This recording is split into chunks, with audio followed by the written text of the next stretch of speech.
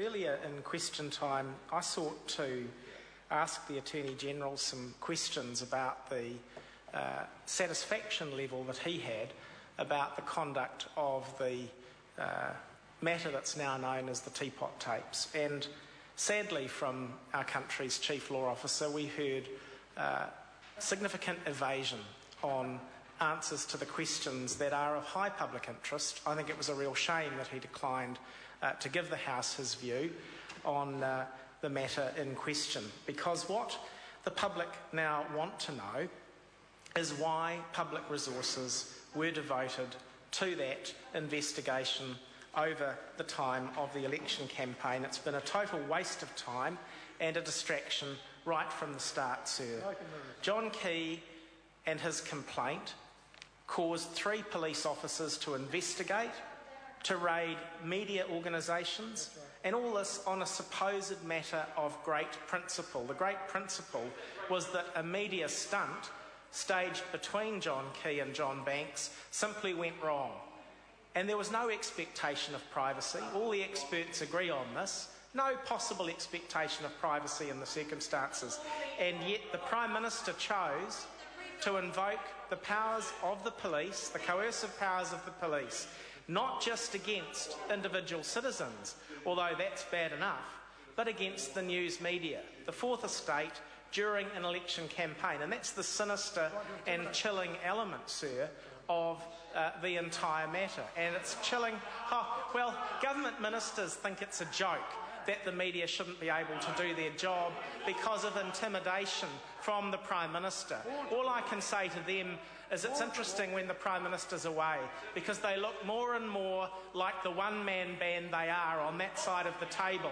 And I hope we see John Key taking a lot more overseas travel just to show up what a hot mess we see on the other side, rather than the sort of government, the competent government with high standards that the people were promised.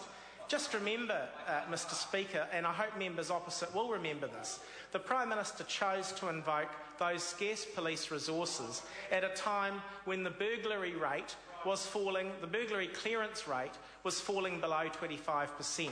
And it's still below 25%. For all the trumpeting that we hear from Mrs Tolley and her colleagues about law and order, ordinary people who suffer burglary in their homes are 75% unlikely to get a remedy. They're unlikely to see the crime solved because of, inter alia, the fact that the Prime Minister feels he can just call the police out and have his petty and private complaints about a media stunt gone wrong with John Banks investigated and subject to coercive powers. Well, sir, it's not good enough.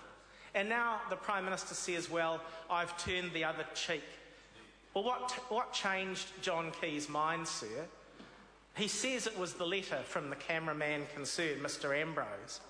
But that letter says the same thing that Mr Ambrose has been saying right from the start, that he had no intention of recording the sequel to the media stunt between Messrs Banks and Key. It was simply left there inadvertently because of the security situation and the media scrum that ensued when the stunt was called to an end. Nobody likes being embarrassed, sir, but getting the police involved was a total overreaction. And it will have a chilling effect on news media organisations. That will always happen. That will always happen when search warrants are executed on the Fourth Estate at the behest of the Prime Minister. That, sir, is sinister behaviour. It's behaviour that we should all be concerned about if we believe in freedom of expression.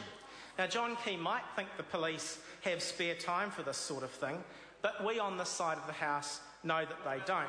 This has been a total waste of police time and resources, sir, that could have been directed to dealing with the real issues of concern that face New Zealanders. And, sir, the saddest thing about the Attorney-General's evasions in question time today were his refusal to answer the question of whether or not the deal done includes the withdrawal of the costs claim against Mr Ambrose and the civil claim. Taxpayers' money is at stake, sir. The public deserve an answer, and despite the Attorney-General's prevarication, they will have one. Pessetas Sam Lord Twiinga. Mr. Speaker, it's a